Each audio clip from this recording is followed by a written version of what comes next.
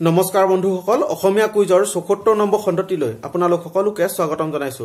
আজি অনুষ্ঠানটো 10টা সংগ্ৰহিত প্ৰশ্নোত্তৰ লৈ আহিছো। প্ৰত্যেক প্ৰশ্নত আগৰদৰে 5 ছেকেণ্ডকৈ সময় দিম। যদি তাতকৈ বেছি সময় লাগে তেনেহলে ভিডিঅটো ৰখাই লৈ উত্তৰটো দি চাবলৈ চেষ্টা কৰিবচোন। শেষত কোনে কেইটা উত্তৰ দিব পাৰিছে কমেন্ট কৰি জনাব। তেনেহলে দেৰি নকৰি আজি প্ৰথম প্ৰশ্নটো আগবঢ়াইছো। ভাৰতৰ সৰ্বাধিক জনসংখ্যা থকা ৰাজ্যখনৰ নাম কি?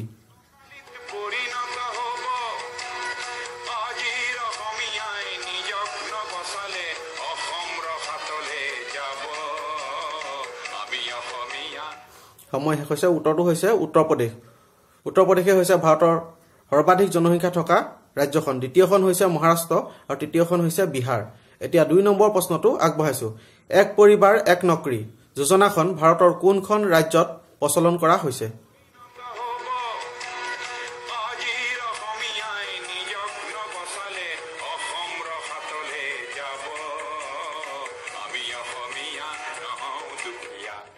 সময় শেষ হৈছে। উত্তৰটো হৈছে ছিকিমত। ছিকিমৰ মুখ্যমন্ত্ৰী প্ৰবণ কুমাৰ চামলিঙে এই আঁচনিখন প্ৰচলন কৰিছে। প্ৰত্যেক পৰিয়ালৰ এজন হলেও লোকক চাকৰি এটা দিয়াৰ প্ৰয়াসেৰে 1994 চনৰ পৰা এতিয়ালৈকে প্ৰায় 5 বাৰ মুখ্যমন্ত্ৰী পদত অধিষ্ঠিত হৈ আটাইতকৈ সৰ্বাধিক সময় মুখ্যমন্ত্ৰী পদত থকা ৰাজনীতিবিদ হিচাপে তেওঁ পৰিচিত হৈছে। আৰু তেওঁ এনে এখন মহান আঁচনি অৰ্থাৎ ভাল আঁচনি প্ৰণয়ন কৰিছে।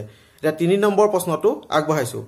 চন্দ্ৰত জীৱৰ উপস্থিতি বা জীৱ থাকিব পাৰে নে নোৱাৰে এই বিষয়ে বিভিন্ন দেশৰ বিজ্ঞানীয়ে চিন্তা চৰ্চা বা পৰীক্ষা নিৰীক্ষা চলাই আহিছে। এনে ক্ষেত্ৰত এখন দেশে চন্দ্ৰত কপাহ গুটি ৰোপণ কৰি এক আলোড়ন সৃষ্টি কৰিছে। এনে প্ৰশ্ন হ'ল এই দেশখনৰ নাম কি?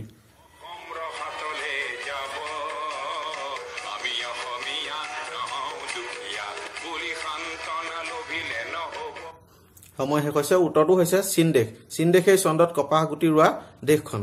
এতিয়া 4 নম্বৰ প্ৰশ্নটো আগবঢ়াইছো। ৰাষ্ট্ৰীয় যুৱ দিৱস অৰ্থাৎ ইণ্টাৰনেশ্যনেল ইউথ ডে কোন তাৰিখে পালন কৰা হয়?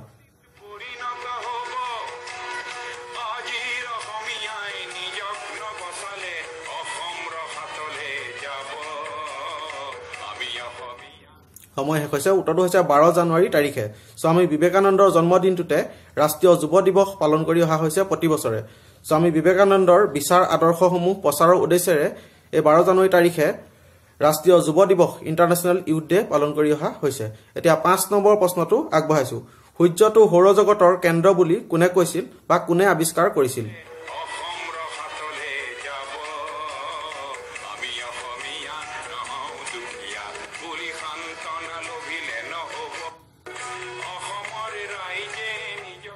সময় শেষ হৈছে। উত্তৰটো হৈছে 1543 চনত পোলেণ্ডৰ বিজ্ঞানী নিকলাছ কপাৰ্নিকাছে সূৰ্যটো সৌৰজগতৰ কেন্দ্ৰ বুলি কৈছিল।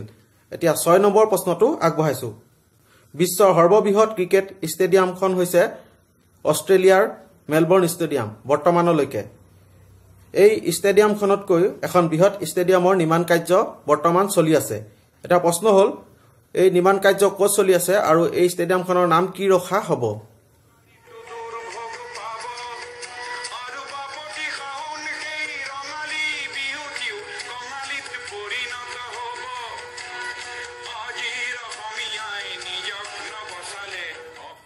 সময় শেষ হৈছে। উত্তৰটো হৈছে চৰ্দাৰ পেটেল ক্ৰিকেট ষ্টেডিয়াম মেটেৰা। গুজৰাটৰ আহমেদাবাদত এই নিৰ্মাণ কাৰ্য চলি আছে। এতিয়া 7 নম্বৰ প্ৰশ্নটো আগবঢ়াইছো। শেৱালী কবি বুলি অসমৰ কোনজন সাহিত্যিকক জনা যায়?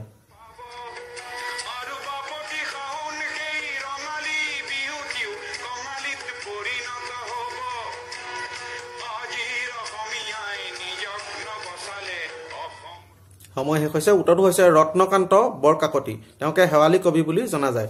এতিয়া 8 নম্বৰ প্ৰশ্নটো আগবঢ়াইছো। ফেচবুকৰ প্ৰতিষ্ঠাতা হৈছে মাৰ্ক জুকাৰবাৰ্গ। এয়া নিশ্চয় আমি সকলোৱে জানো। এতিয়া প্ৰশ্ন হৈছে আমাৰ ফেচবুক ইণ্ডিয়াৰ ফেচবুকৰ কিছুমান বিভাগ থাকে প্ৰত্যেক দেশতে, তেনেদৰে ফেচবুক ইণ্ডিয়াও আছে। এতিয়া ফেচবুক ইণ্ডিয়াৰ উপাধ্যক্ষ আৰু মহাপ্ৰবন্ধক কোন?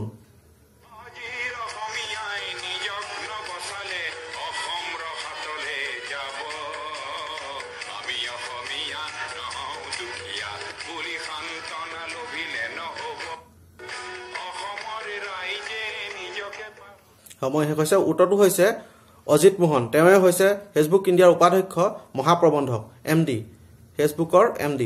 এতিয়া 9 নম্বৰ প্ৰশ্নটো আগবঢ়াইছো ক্ৰেমলিন নামৰ চহৰখন ক'ত অৱস্থিত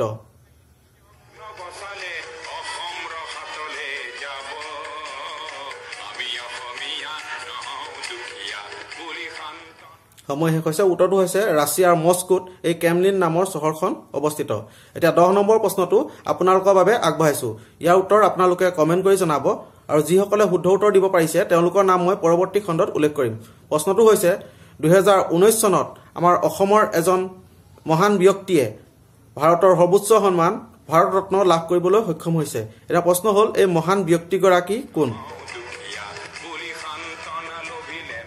ইয়াৰ উত্তৰ আপোনালোকে কমেন্ট কৰি জনাব আৰু যিসকলে শুদ্ধ উত্তৰ দিব পাৰিছে তেওঁলোকৰ নাম মই পৰৱৰ্তী খণ্ডত উল্লেখ কৰিম এইখিনিতে কুইজৰ 73 নম্বৰ খণ্ডত এটা মই প্ৰশ্ন সুধিছিলো প্ৰশ্নটো আছিল শ্ৰীলংকাৰ ৰাষ্ট্ৰীয় খেলবিধৰ নাম কি ইয়াৰ উত্তৰ হৈছে ভলিবল ইয়াৰ উত্তৰ কেবাজনো বন্ধুৱে দিব পাৰিছে তেওঁলোকৰ নাম মই এইখিনিতে উল্লেখ কৰি দিব বিচাৰিছো তেওঁলোক হৈছে মিনাৰুল ইছলাম প্ৰহ্লাদ ভুজেল সুজিত কলিতা বিনোদ হৈকিয়া দৰ্শনা কলিতা ৰিজাবুল ইছলাম দুৰ্লভ গগৈ শিৱা পাথৰী দীপজ্যোতি খাটনিয়াৰ চন্দ্ৰাৱতী কলিতা অনন্ত নাথ হামিদা বেগম তালিজুল হক হৰমোহন দেৱনাথ হৰি পাটৰ টিয়ান্তু গগৈ মৃদুল মালাকাৰ MD ইছলাম প্ৰণৱ দুৱাৰা অভিজিত ভূঞা মন্টু ধুবি আৰু মণিমণি আপোনালোক সকলোকে ধন্যবাদ জনাইছো আগলৈ এনেদৰে উত্তৰ দি সহযোগ কৰিব বুলি আশা ৰাখিলো আজিৰ খণ্ডটো ইমানতে সামৰণি মাৰিছো যদি ভিডিঅটো চাই অকমান হলেও ভাল পালে তেনেহলে লাইক কৰিব আৰু ভাল হৈছে বুলি কমেন্ট কৰি উৎসাহ যোগাব আৰু যিসকল বন্ধু নতুনকৈ এই চেনেলটোলৈ আহিছে